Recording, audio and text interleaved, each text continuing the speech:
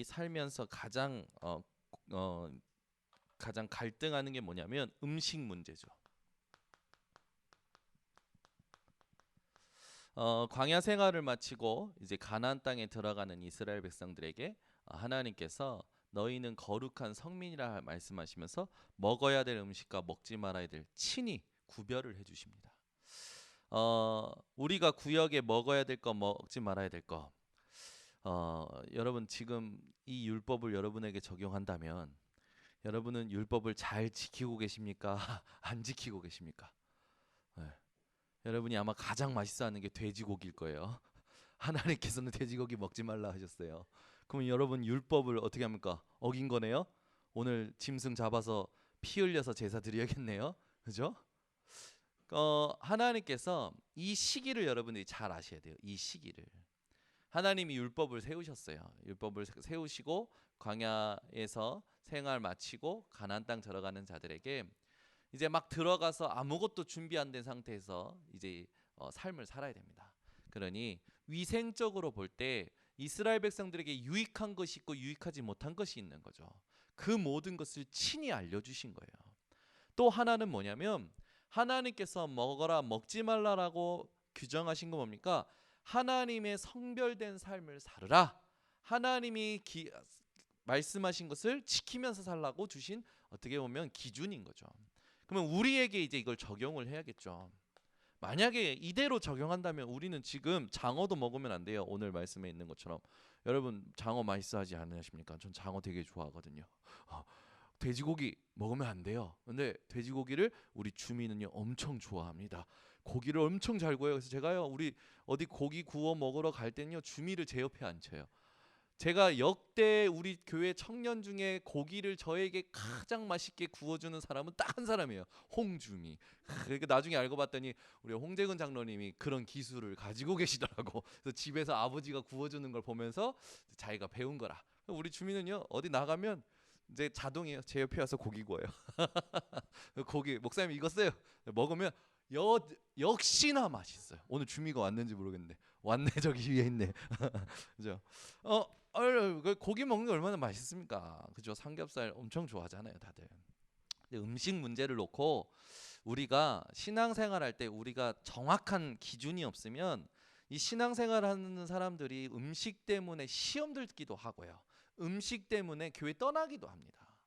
여러분이 또 음식 문제를 가지고 사람을 정죄해버리면요. 그 정죄로 인해서 살인도 아닌데 음식 문제 때문에 살인한 것처럼 사람을 정죄해버리면 그 사람 영혼과 모든 삶이 파괴가 되어지죠. 오늘 말씀을 잘 들으시고 무슨 말인가? 먹어야 할 거 먹지 말아야 될 게 무슨 말인가? 그러면 과연 우리는 이 땅에 살면서 음식을 놓고 어떠한 삶을 살아야 될 것인가? 그 부분을 놓고 여러분이 답을 얻는 시간이 되셔야 됩니다. 자, 음식 문제를 제대로 모르면 이 삶을 살면서 기독교인이 사회생활 속에서 소외가 되기도 해요. 그죠?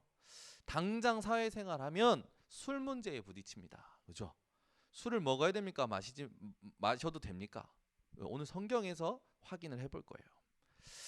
자, 또 그러니까 이 먹어야 되냐 먹지 말아야 되냐 갈등 속에 타협을 합니다. 그 타협을 하고 나면 그 안에 남는 게 뭐예요? 죄의식이 남아요. 그러니까 신앙생활이 잘하질 않는 거예요. 말씀을 들어도. 그리고 아니면 이게 완전히 율법으로 가지고 있어서 자기도 정죄하지만 모든 사람을 정죄하는 데 쓰죠. 여러분 불신자는요 바른 생활하는 거를 기독교로 알고 있어요. 여러분 바른 생활하는 게 기독교입니까? 예수가 그리스도 된 게 기독교예요. 근데 바른 생활을 하는 게 기독교로 알고 있어요. 그래서 율법을 얘기하고 모범적인 삶을 살면은 아주 기독교인으로서 대단하다고 봅니다. 아주 잘 믿는 사람이라고 보죠. 불신자가. 근데 여러분이 그 눈을 가지고 있으면 안 돼요. 기독교는 뭐냐면 예수가 그리스도라는 걸 정확히 하고 그 그리스도가 그리스도 되어지는 삶을 사는 게 그리스도인이고 기독교인입니다. 저희는 종교인이 아니에요. 그죠? 바른 생활이 기독교가 아니란 말이에요. 여러분 오늘 빨리 복음이 뭔지를 율법이 뭔지를 딱 정확히 보는 눈이 열리셔야 됩니다. 그래서 율법을 간증할 때, 율법을 말할 때 불신자가 엄청 은혜 받아요. 그죠? 바른 생활. 그런데 바른 생활이 기독교가 아니라 그리스도가 이 땅에 오셔야 되는 이유가 기독교라는 사실을 여러분이 알고 현장에서 음식에 대하여 율법을 말하는 사람들, 그 율법에 감동받는 불신자들에게 정확한 걸 이야기를 해줘야 됩니다. 그죠? 그러니까 이 많은 부분이 현장에서 삶을 살아가는 기독교인들로서 요 부분에 이제 걸려 있는 거죠. 이 문제 때문에 위기가 와요. 위기가. 여러분들은 세상에 나가기 전에 비밀을 가진 자 되셔야 됩니다. 그죠? 어떤 비밀입니까? 고린도전서 4장 1절에 보니까 여러분은 누구냐? 그리스도의 일꾼이요 하나님의 비밀을 맡은 자로 여길지어다라고 되어 있죠. 우리 인생의 비밀은 그리스도 한 분뿐이십니다. 그래서 여러분이 비밀을 가지고 사느냐 안 사느냐가 삶의 질과 삶의 모든 걸 결정하게 되어 있어요. 여러분은 종교인이 아니라 하나님의 자녀입니다. 아멘. 여러분 불교에 다니는 신도들과 똑같은 어떤 기독교에 다니는 성도 그런 어떤 그런 개념이 아닙니다. 여러분은 종교인 생활하는 사람들이 아니에요. 여러분은 하나님의 자녀입니다. 이 하나님의 자녀들에게 하나님께서 주신 비밀 중에 마태복음 5장 이걸 반드시 우리는 기억해야 돼요. 무엇이 복 있는 사람이고 무엇이 복인지를 예수님이 직접 말씀하셨어요. 심령이 가난한 자, 의에 줄인 자, 그러죠? 여러분이 이 땅에 살면서 하나님이 말씀하시는 복이 뭔지를 정확히 아는 하나님의 자녀가 되어야 됩니다. 마태복음 6장에는요 기도에 대해서 말씀하시죠. 그죠? 길거리 여기에서 떠드는 사람들처럼 기도하지 말아라. 그들은 그들의 복을 이미 받았다, 응답을 받았다라고 얘기합니다. 은밀한 중에 거하시는 하나님께 구하라고 얘기하시면서 주님께서 직접 어떻게 기도해야 되는지 가르쳐 주시죠. 하늘에 계신 우리 아버지요. 그죠? 우리는 이 기도를 예배 끝나면 하는 기도라고 기준을 잡고 있어요. 그래서 우리 렘넌트들이 금요 예배 때 그죠? 찬양 인도하다가 사도신경 하겠습니다 해놓고 하늘에 계신 우리 아버지요. 우리 김명경이가 실수를 했더니 다들 빵 터지셨죠. 또 민경이만 한 줄 알았더니 은실이도 어느 날 하는 거예요. 사도신경 하자고 해놓고 주기도문 하는 거죠.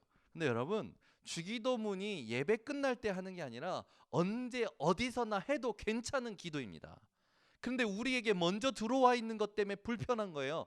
왜 사도신경 하자 놓고 주기도문 하냐? 불편한 거지. 여러분 인도자가 사도신경 하자 해놓고 하늘에 계신 하면 그냥 똑같이 따라가 주세요. 아멘? 예, 우리는 주로 이런 부분에 우리가 먼저 뭐가 체질됐느냐로 가지고 막 보죠. 여러분은 오직 하나님이 주신 복음이 기준 되시기 바랍니다. 그죠? 주기도문에 대해서 여러분 좀 틀을 바꾸시라고. 끝날 때 하는 기도가 아닙니다. 언제 어디서나. 어떻게 보면 눈 뜨자마자 해야 될 기도예요. 왜? 예수님이 직접 가르쳐 주신 기도예요. 사도신경보다 중요합니다. 사도신경보다. 저 복음의 극보수들은요 사도신경을 인정을 안 하더라고. 네, 그런 부분도 있어요. 그러나 우리는 의미를 알고 하는 거기 때문에 굳이 그런 걸 문제 삼을 필요는 없는 거죠. 그러나 우리에게 가장 중요한 건 뭡니까? 예수님이 가르쳐 주신 기도라니까요. 이거는 처음에 해도 되고 중간에 해도 되고 끝에 해도 되고 아침에 눈 떠서 해도 되고 밥 먹을 때 해도 되고 잘 때 해도 되고 예수님이 가르쳐 주신 기도예요. 이 기도를 여러분들이 하나님의 자녀답게 회복하시기 바랍니다. 그래서 저는요 우리 이제 예솔이가 사도신경도 외우고요 주기도문도 외워요. 얼마나 이쁜지 제가요 맨날 시켜봅니다. 예, 전능하사 그러면 이제 운을 띄우면 지가 막 해요. 끝까지 다 해요. 하늘에 계신 그러면 또 끝까지 다 해요. 얼마나 이쁜지. 그러다가 이제 일본에 있는 할아버지 할머니 보여주는 거죠. 그러면요 제일 좋아하는 분이 누구냐? 저희 한경미 사모님. 그런 걸 좋아해. 애들이 막 주기도문 외우는 거, 말씀 외우는 거 그런 거 좋아하는 거죠. 뭐 사모하는 건 압니다. 우리가 살면서 중요한 게 뭡니까? 의미를 아는 게 중요해요. 예수님이 왜 주기도문을 가르쳐 주고 가셨을까요? 우리가 기도할 수 없는 상태, 기도에 대한 내용 전부 모르니까 가르쳐 주신 거예요. 여러분 주기도문을 매일 한번 해보시기 바랍니다. 엄청 은혜돼요. 진짜 할 때요 영적으로 회복이 됩니다. 마태복음 7장에는요 예수님께서 뭘 가르쳐 주셨냐? 비판하지 말라고 하시면서요 형제의 들보보다 네 눈에 있는 티, 그죠? 그걸 뽑으라고 그랬어요. 여러분 인생이요 남을 보기 이전에 나를 돌아보시기를 바랍니다. 티나 들보나 똑같은 거예요. 우리가 무엇을 회복해야 됩니까? 복음을 회복해야 돼요. 기도를 회복해야 돼요. 삶을 회복해야 됩니다. 요 세 가지가 우리가 하나님의 자녀로서 살아가는 비밀 중에 비밀이죠. 그러면서 우리가 정확히 봐야 될 게 뭡니까? 현장입니다. 이 말씀을 마치시고 사역을 시작하십니다. 예수님께서 공생의 사역을 시작하실 때 마태복음 8장에 보니까 뭔가 현장에 영적 문제 가진 사람들이 엄청 많아요. 여러분 마태복음 8장 보세요. 예수님께서 계속 치유하십니다. 모든 문제 있는 자들을 치유하셔요. 여러분 현장에 여러분이 가면요 반드시 보셔야 될 게 있습니다. 이 땅에 온 문제가 어떤 문제입니까? 복음을 몰라서 온 문제예요. 복음을 들었는데도 복음에 뿌리 내리지 않았기 때문에 오는 문제예요. 여러분이 오늘도 오셨어요. 여러분 오늘 여기에서 또 그냥 돌아가시면 안 됩니다. 복음을 또 뿌리 내리셔야 돼요. 복음이 뿌리 내리지 않으면 반드시 이스라엘 백성처럼 방황하고 7가지 재앙 만나고 또 고통하게 되는 거예요. 여러분의 눈이 오늘 바뀌어지시고 여러분의 생각이 바뀌어지시고 여러분의 모든 삶이 바뀌어지는 시간 되시기를 바랍니다. 영적 문제는 뭐에 걸려 있는 겁니까? 운명과 사주팔자에 걸려 있는 거죠. 저희들은요 하나님의 자녀로서 운명 사주팔자가 완전히 뒤바뀌어 버렸어요. 이 은혜에 대하여 여러분 감사하시길 바랍니다. 그래서 이 영적 문제가 가문에 흘러내려와요. 가난으로, 또 무능으로, 또 이 어떤 그 여러 가지 질병으로 흘러내려야죠. 이걸요 여러분 끊어내셔야 됩니다. 여러분의 가문의 가난 오늘 끝나는 시간 되시길 바랍니다. 모든 무능 끝나는 시간 되시기를 바랍니다. 모든 질병 발판 삼는 시간 되시기 바랍니다. 그래서 여러분 이게 가문에 있다면 이걸 놓고 하나님 앞에 제대로 도전해야 돼요. 영적 문제의 흐름이 있는 가문을 잘 보면요 여러 가지 고질적인 문제들이 있어요. 그렇다면 조금 반대로 할 필요 있습니다. 쉽게 너무 가난하고 너무 없이 살다 보니까 남에게 얻어먹는 게 쉬워. 쉽게 뭔가 주인 없는 것을 취하는 게 쉬워. 그죠?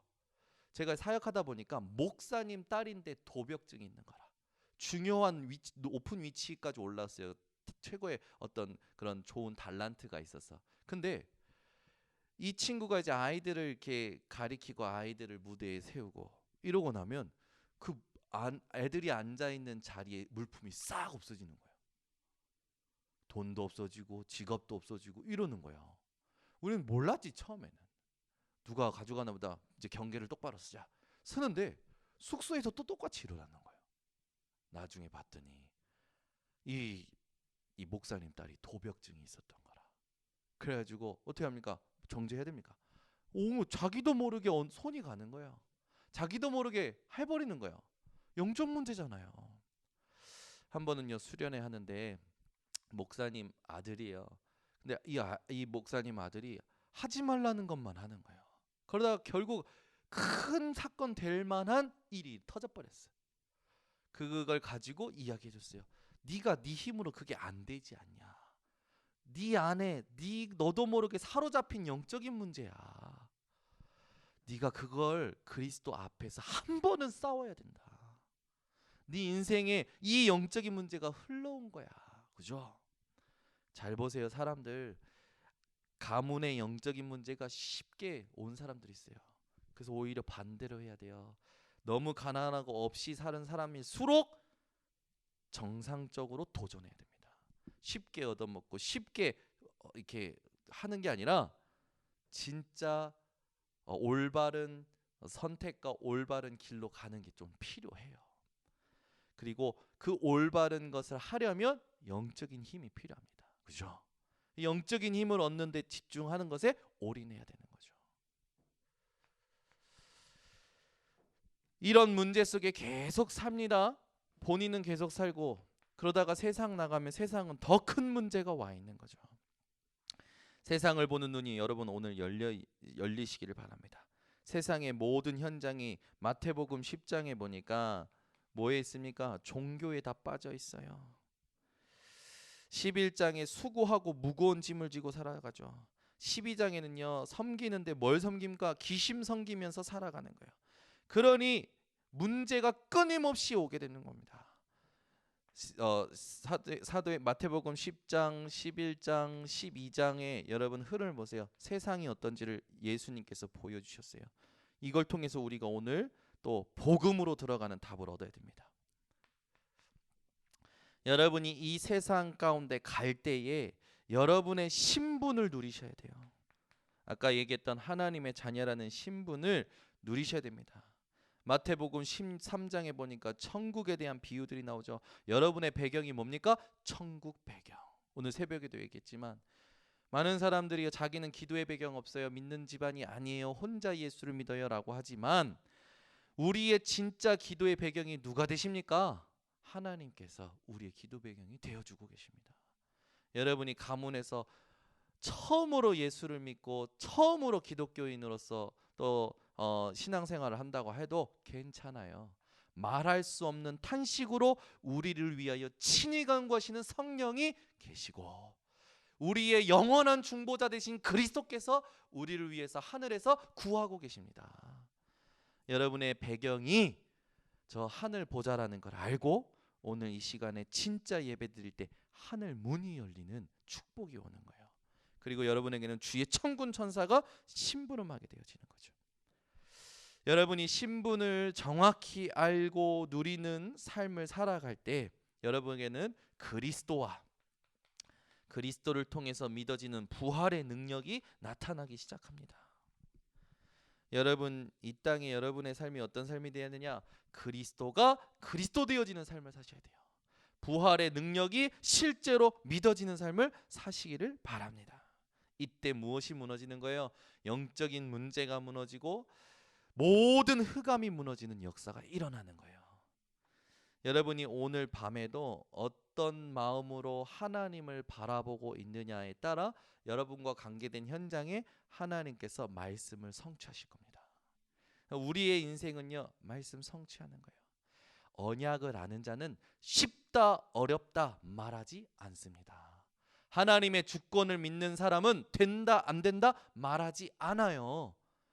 여러분 인생이 오직 그리스도와 부활로 충분한 인생 사시기를 바랍니다. 그러면서 이 삶을 사는 여러분들에게 앞으로 오는 응답들이 뭐냐?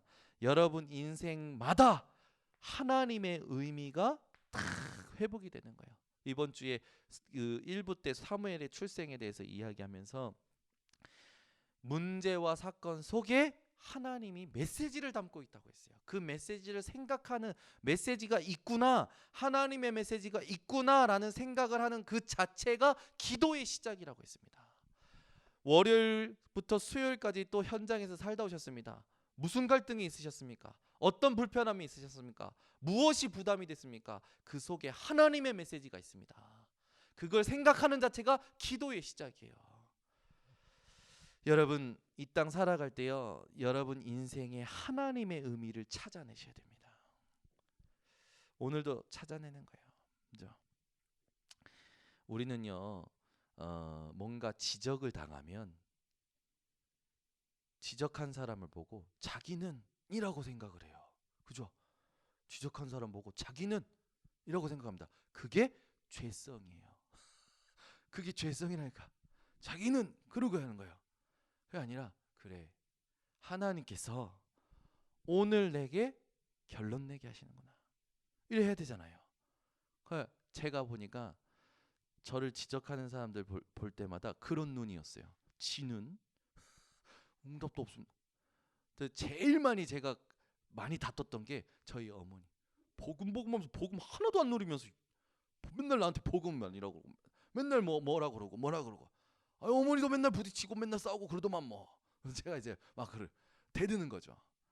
근데 그게 제 안에 거지 근성, 노예 근성, 포로 근성, 속국 근성이었던 거죠. 뭡니까? 썩어져가는 옛 구습을 따르는 체질이 남아 있었던 거예요.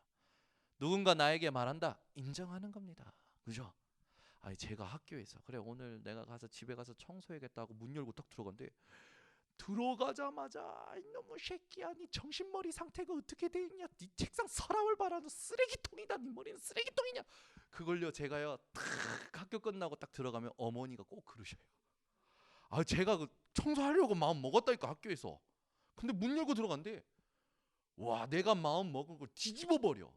그래서 내가 오늘 학교에서 하려고 마음 먹었는데 엄마가 잔소리해서 내가 오늘 안 해. 그리고 서랍 뒤집어 버려. 성격 못됐지. 근데 제가 그걸 몇 번 겪었어요. 근데 어느 날 복음을 듣고 보니까 아니라 내가 하나님 앞에서 진짜로 깨달았어요. 칭찬받을 만큼 하나님 앞에 칭찬받을 만큼 누구에게 말해도 칭찬받을 만큼 깨달았어. 근데 어떤 사람이 나를 지적을 해. 아 하나님이 확인시키시는구나. 잘했다고 하라고 시간표구나. 치유받은 거죠. 여러분이 뭔가 깨달았어요. 뭘 하려고 그래요. 근데 옆에 사람이 탁 그래. 그러면 여러분 어떻게 하시렵니까? 때려치실 겁니까? 하나님이 확인시켜 주는 거예요. 그죠? 우리 렘넌트 목사님이 딱 지적을 해가지고 하기 싫어졌대. 목사님이 지적을 해서 하기 싫어졌대. 아니라 본인이 깨닫고 목사님을 통해서 하나님이 확인시키신 거라. 그죠? 우리 인생이 하나님 앞에 의미를 찾아내야 돼요. 여러분 이게 되어질 때에 여러분은요 유연한 인생이 됩니다. 여유 있는 인생이 돼요. 그래서 복음과 전도 때문에 여러분의 인격을 걸게 됩니다. 복음과 전도 때문에 살기 시작하는 거예요. 복음과 전도 때문에 양보해요. 복음과 전도 때문에 수용해요. 복음과 전도 때문에 초월해요. 그죠? 그러면서 예수님을 닮아가고 예수님을 따라가면서 하나님께서 우리를 얼마만큼 축복하시는 응답을 받냐? 세계복음화 할 만큼. 제가 지난번에 했잖아요. 하나님이 여러분에게 얼마만큼 축복하시려고 범위를 정해 놓으셨냐? 237개 나라를 복음화할 만큼 응답의 범위를 여러분에게 약속하셨습니다. 그렇죠?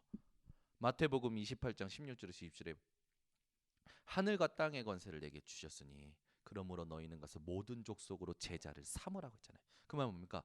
모든 족속으로 가라는 거죠.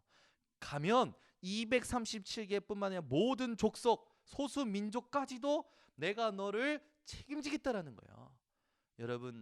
여러분이 응답받는 범위를 정하는 것을 오늘 이 말씀으로 바꾸시기 바랍니다.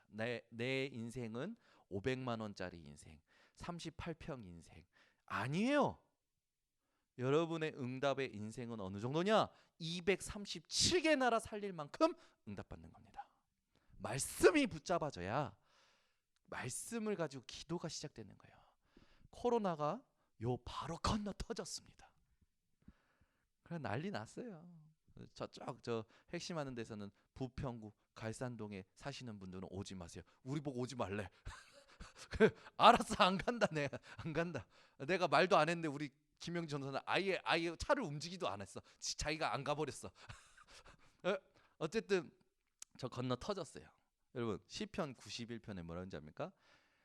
네 오른쪽 왼쪽에서 1000명이 10,000명이 엎드러지나 이 재앙이 너에게 미치지 못하리로다.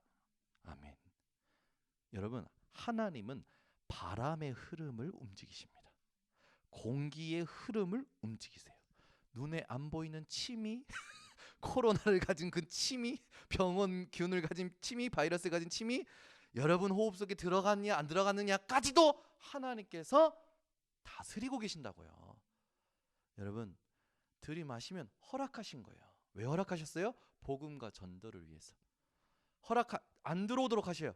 왜요? 복음과 전도를 위해서. 지금요 전부 보세요. 집중이 어디 있습니까?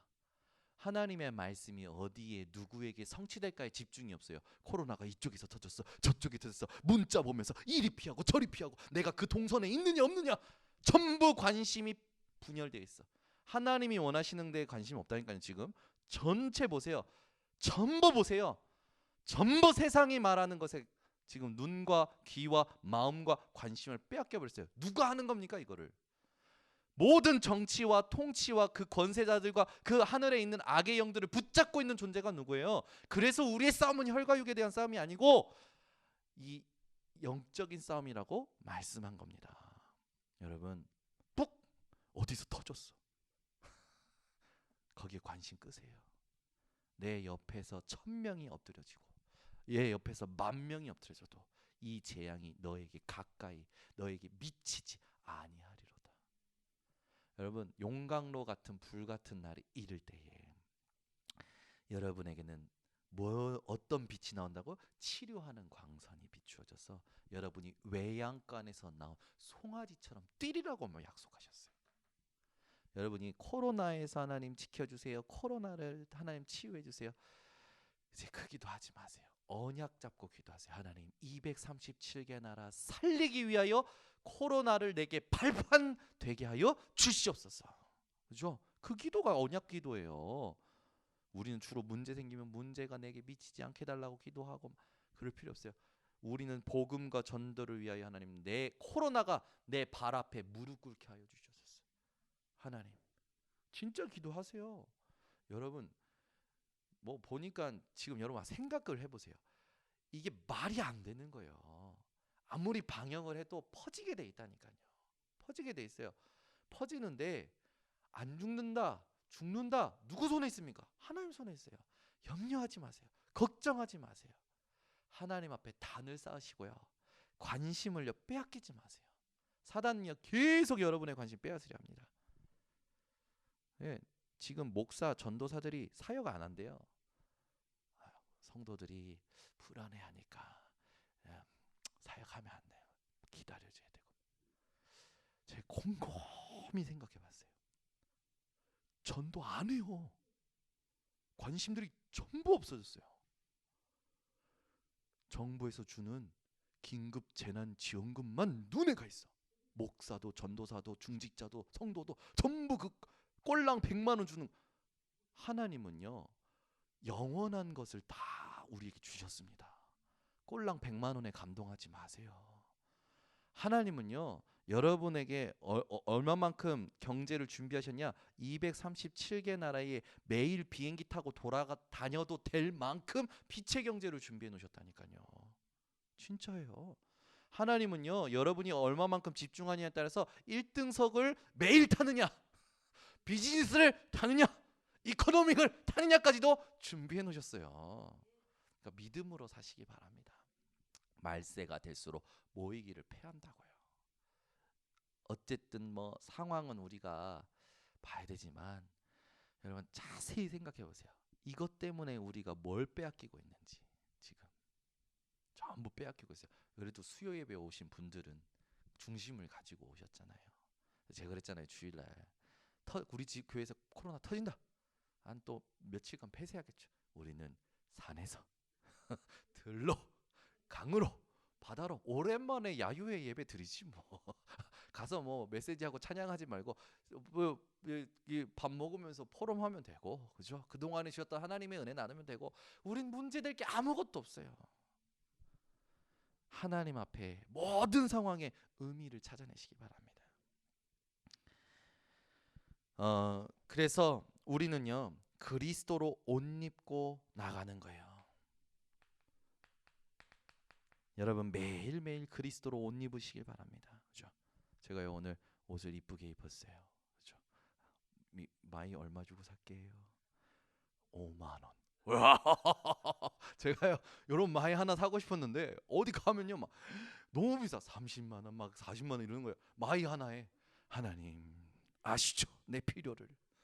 어느 날 갑자기 탁 5만 원. 그죠? 이런 거 딱 생겨도 응답이라니까. 이런 거 하나 건져도 막 기분이 사람이 좋아지더라고. 근데 이 정도가 응답이 아니라니까요. 전도 현장 나갈 때 예수님은 아무것도 가져가지 말라고 했어요. 전대도 가져가지 말고 지팡이도 가지지 말고 두보롯도 가져가지 말고 신발도 가져가지 말고. 왜? 내가 책임지겠다. 이번 주 강단에 그러지 않으셨습니까? 머리카락 하나도 잃을 자가 없으리라. 왜요? 하나님이 바울에게 약속하신 말씀이 있어요. 내가 너를 이방인과 임금들과 왕 앞에 세운 택한 나의 그릇이라. 로마도 보아야 하리라. 로마에 가서 증언하여야 하리라. 내가 가이사 앞에 서야 하리라. 그래서 유라굴로라는 그 광풍 앞에 사람들이 본인들이 계산과 모든 소유마저 버리고 돛대마저 끊어져 버리고 모든 구원의 여망이 없어진 그때에 하나님께서는 죄수 바울이 그 배의 선장이 되게끔 역사하십니다. 그게 하나님을 믿는 자의 삶이에요. 여러분이 그 삶을 사시기를 바랍니다.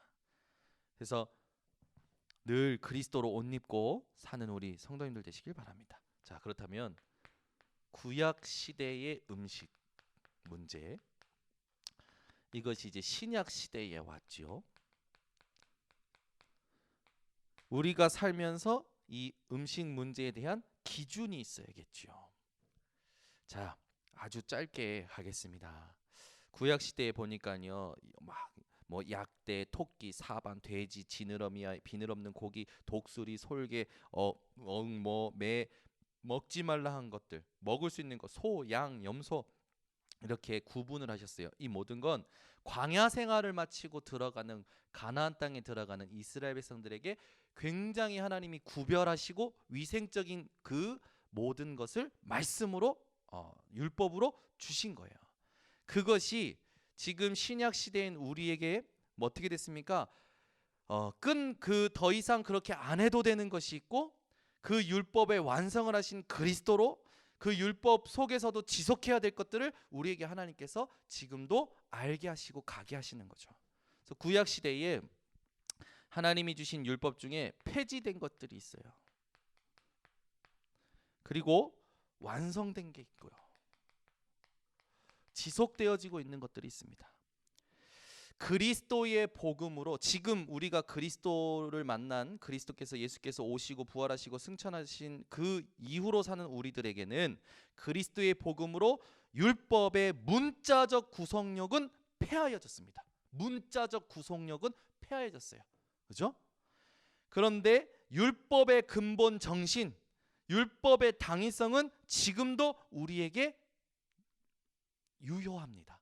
그래서 율법의 완성을 하신 그리스도, 그분으로 우리는 충분한 거죠. 그리고 우리의 삶을 놓고 하나님께서는 그 율법 속에서도요 지속할 것들을 우리에게 알게 하셨어요. 그래서 예수님께서 말씀하시죠. 나는 율법을 폐하러 온 것이 아니라 율법을 완성하러 왔다. 그래서 마태복음 5장 17절을요 여러분은 항상 율법에 대해서 답을 가지고 계셔야 됩니다. 오늘부터 내가 돼지고기를 먹으면 안 되겠구나, 오늘부터 장어를 먹으면 안 되겠구나 아니라 이제는 모든 것을 먹어도 되고 안 먹어도 되는 하나님이 주신 참된 자유한 시대가 된 거죠. 자, 그렇다면 우리가 말씀의 근거를 가지고 알아야 됩니다. 고린도전서 8장 1절에서 13절에 보면요, 이 고린도전서 8장 1절에서 13절에 보면 고린도 교회의 음식 문제가 나와요. 제사하는 음식을 먹느냐 마느냐 이런 문제, 이방인과 겸상하느냐 마느냐 이런 문제들이 나오는 거죠. 그때 바울이 고린도 교회를 향해서 여러 가지를 말하는데 13절에 뭐라고 말하냐면 나는 내 형제가 실족하면 먹지 않겠다라고 얘기합니다. 즉 우리의 기준이 어디 있어야 되는 거예요? 형제의 실족에 있어야 되는 거예요. 이 형제가 복음을 아느냐 모르냐, 이 형제가 실족하느냐 안 하느냐에 따라서 우리는 음식을 먹을 수도 있고 음식을 안 먹을 수도 있는 완전히 자유한 인생이 되어진 거죠. 그래서 여러분 이 땅에 오는 모든 음식은 누구로부터 말미암았냐? 만물은요 하나님께로부터 말미암았다는 사실을 기억하시기 바랍니다. 그래서 로마서 14장 4절을 보면 모든 것은요 하나님께로 말미암았어요. 지금 이 땅에 있는 모든 음식은 여러분들이 그렇게 기도하세요. 하나님께서 주신 것이다. 그렇죠? 그러면서 우리가 여러 가지 뭐 음식에 대해서는 여러분이 크게 구분짓지 않고 지금도 잘 드시고 계십니다. 근데 조금 여러분 체질을 생각해서 드시면 좋아요. 저는 돼지고기가 제 몸에 맞는 체질이래요. 열이 많아서 돼지고기를 먹으라고 한의원에서 얘기하더라고요. 근데 저희 아내 이민의 사모는 돼지고기를 먹으면 무조건 설사를 해요. 소고기를 먹어야 돼. 왜? 몸이 원래 찬 사람이야. 그러니까 몸이 차냐 안 차냐에 따라서 체질에 따라서 먹는 것을 조금 주의할 필요는 있겠더라고요. 뭐그 정도 하면 되겠죠. 그런데 이제 이런 문제가 가장 커요. 뭡니까? 술이죠. 술에 대한 문제가 가장 커요. 술을 먹는 사람들이 핑계 삼아 드는 성경 구절이 있습니다. 예수를 믿는데 술이 좋아. 술을 한 잔씩 하는 분들이 이제 드는 핑계 삼아 드는 성경 구절이 있어요. 그게 뭐냐? 요한복음 2장 1절에서 12절. 예수님께서 가나안 혼인 잔치에서 술을 만드셨고 술을 드셨다. 그래서 이제 술에 대해서 이렇게 핑계 삼아 대는 거죠. 근데 여러분들은 술에 대해서 또 다 이렇게 얘기하는 것도 있어요. 기억하셔야 됩니다. 에베소서 5장 18절에 바울이 얘기하죠. 술에 취하지 말라. 이는 방탕한 것이니 오직 성령의 충만함을 받으라 했단 말이에요. 근데 또 바울이 또 뭐라고 했냐면 디모데전서 5장 23절에 보니까 디모데에게 바울이 뭐라고 하냐면 위장과 자주 나는 병을 위하여 포도주를 조금씩 쓰라. 포도주 한 잔씩 해라 라고 했단 말이에요. 그러면 여러분은 이 땅에 교회 다니는 사람들은 술을 마셔야 됩니까? 마시지 말아야 됩니까? 어떻게 생각하십니까? 그죠? 당장 우리 아이들이 걸린다니까요. 이 부분에. 여기에 대해서 정확히 얘기해 줘야 돼요. 그리고 술 문화에 대해서도 보여줄 수 있어야 돼요. 여러분, 유럽, 일본의 술 문화는요, 그냥 한 잔 가지고 1시간을 얘기하는 겁니다. 맛보고 얘기하고. 근데 우리나라는요, 부어라, 마셔라, 죽어라. 전 세계에서 술 소비가 가장 많은 나라가 대한민국이에요. 문화의 문제라니까. 그래서 선교사님들이 우리나라에 들어왔을 때 우리나라에 가장 문제된 게 뭡니까? 병 걸려서 단명하는 거거든. 질병 많은 거거든. 그래서 선교사님들이 복음 얘기해 주면서 병원 지으면서 대학교 지고 교회 지으면서 우리나라의 사람들한테 술 먹지 말라고 한 거예요. 우리나라가 술을 어떻게 먹었습니까? 부어라 마셔라 죽어라 하면서 한 사발을 돌려 마셨어. 침을 돌려 먹은 거지. 지금 코로나 시기에 잔 돌리면 난리 나겠죠. 그래서 선교사님들 초대 선교사님들이 우리나라에 들어오셨을 때 복음 다음에 가장 많이 강조했던 게 술 마시지 말라는 거였어요. 그러다 보니까 한국 교회가 성장하면서 교회는 성도는 술 마시는 거 아니야라는 굉장한 복음 아닌 진리가 완전히 모든 기독교인들의 생각을 지배하게 된 거죠. 그래서 교회 다니는 사람이 술 마신다? 그러면 난리 나는 거예요. 막 정죄하는 거지. 한 번은 목사 딸이 수학여행 갔다 술 먹고 왔네. 목사님이 정죄해버린 거라. 어느 정도로 정죄했냐? 살인죄를 지은 것처럼 이 딸을 그냥 조져버린 거야. 근데 이 딸이요, 그때부터 예배가 안 되기 시작하는 거예요. 결국 교회를 떠나고 집을 떠나고 밖에서 살다가 어느 날 죽음으로 죽어서 목사님께 온 거예요. 그때 목사님 가슴이 어땠을까요? 그죠? 실제 있었던 일이에요. 여러분, 술에 대해서 우리가 정확히 전달을 해줘야 돼요. 술은 먹어도 된다, 안 먹어도 된다가 아닙니다. 술을 놓고는요, 하나님 앞에서 신앙 양심상, 그죠? 우리에게 기준이 있어야 돼요. 그죠? 담배도 음식이라 하지 않습니까? 담배에 대한 부분도 우리에게는 이 기준이 있어야 되는 거예요. 세상의 모든 것에 대해서 하나님이 주신 말씀으로 말미암는 기준이 있어야 돼요. 자, 그 기준을 오늘 조금 알려드립니다. 아까도 말했지만 고린도전서 8장 13절 이방인들에게 복음 전할 때 그들의 문화와 함께하면서 복음 전해야 될 상황이 있으면 같이 할 수 있습니다. 그렇죠? 상관없어요. 그것 때문에 지옥 가는 건 아닙니다. 술 마셨다고 지옥 가는 거 아니에요. 그죠? 할 수 있어요. 그러나 혹 믿는 자가 있는데 믿음이 약한 자들이 있으면 실족할 수 있죠. 형제가. 그래서 안 마실 수도 있는 겁니다. 두 번째 기준입니다. 고린도전서 9장 12절 고린도전서 9장 12절에는요. 우리가 먹고 마실 권리가 없냐? 다 있다. 그런데 이것을 쓰지 않는 이유가 있다. 복음에 장애가 된다면 쓰지 않겠다. 여러분이 복음 전하는데 장애가 된다? 하지 말아야죠. 그죠? 세 번째 기준이 있습니다. 성경에서 말하는 말씀, 고린도전서 10장 31절, 무엇을 먹든지 마시는지 하나님의 영광을 위하여 하라. 아멘. 오늘 말하는 건요, 마시라, 마시지 말라, 그 말이 아니에요. 동기가 있는 사람들은 아우 목사님 감사합니다, 오늘부터 제가 편안하게 마시겠습니다 하시겠지. 그 말이 아니에요. 마셔라, 마시지 말라가 아니라 복음을 위하여, 하나님의 영광을 위하여, 믿어야 될 성도들을 위하여, 우리의 모든 인격이 복음과 전도를 위하여 걸어야 된다는 거죠. 여러분, 저는 그런 것 같아요. 불신자는 이해를 못하는 불신자, 혹시 선입견을 가진 불신자가 있다면 그 사람 앞에서는 마시지 말아야 돼요. 반드시 앞에서는 맞춰주고 알고 이해한 척합니다. 뒤에 가서는요 반드시 욕해요. 반드시 욕한다니까. 제가 대학교 때 술만 마시면 다 영접시켰어요. 대학교 때 제가 대학교 때 얼마나 놀았습니까? 대학교 때는 이게 제 안에 그래도 뭐가 있어서 용감한 게 그때 나오더라. 과 애들 다 가서 다 영접시켰어요. 근데 나중에 뒷담화 하는 걸 들었어. 쟤는 술만 마시면 예수쟁이야. 그러니까 이게 뭡니까? 복음이 안 들어갔다라는 거예요. 제가 그때부터 이게 내 생각으로 마시고 안 마시고가 아니라 그 상황 속에 하나님이 원하시는 시간표가 있구나. 그걸 볼 수 없다면 마시고 안 마시고 이제 아예 안 맞는 게 낫겠다. 불신자 앞에서는 아예 안 먹는 게 낫겠다. 어떻게 보면 민낯 앞에서도 아예 안 먹는 게 낫겠다. 그게 대학교 때 제가 든 생각이었던 거죠. 근데 이런 부분에 대해서 렘넌트들한테, 특히 남자 렘넌트들한테 어렸을 때부터 문제 온다니까요. 반드시 이 자리가 온다니까요. 요즘 여자들도 술 엄청 강하더만, 그죠? 근데 이런 부분에 대해서 말씀으로 정확한 것이 없으면 이게요 신앙생활하는데 문제가 된다니까. 신앙 가진 자들이 사회생활하는데 문제가 되는 거예요. 사회에서 소외가 되거나 타협하면서 죄의식 가지고 신앙생활하거나 율법으로 모든 걸 정죄하면서 복음 들어가는 문을 오히려 막거나. 그러면 되겠습니까?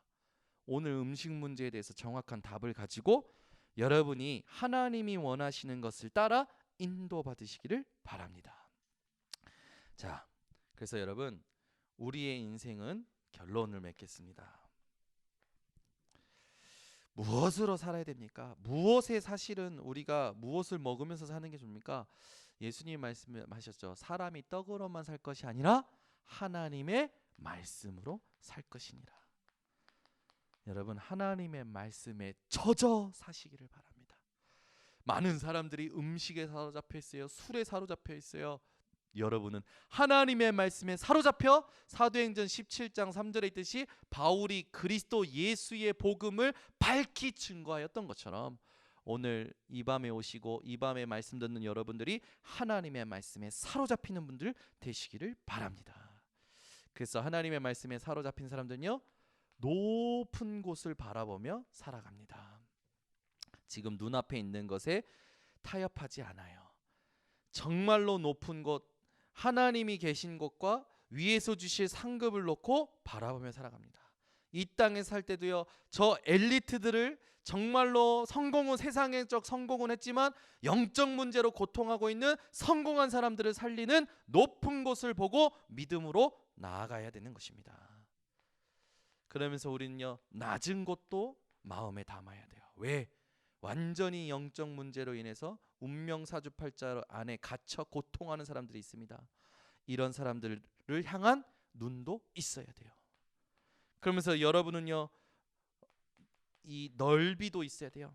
여러분의 가슴은 바다보다도 넓고 깊으시기를 바랍니다. 그럴 수 있는 비밀이 있어요. 그리스도와 함께 하는 것을 누리면 가능합니다. 여러분의 눈은요 하나님이 원하시는 깊은 영적인 것을 볼 수 있는 영안이 열려지시기를 바랍니다. 그때 여러분은 어떤 상황 속에서도 당당하고 떳떳한 그리스도인이 되어지는 것입니다. 그래서 이번 주 주일날 강단에서 누가복음 4장 18절을 이런 말씀인데, 예수께서 이 땅에 오셔서 우리에게 복음을 주실 때 가난한 자에게 복음을 주시고, 그죠?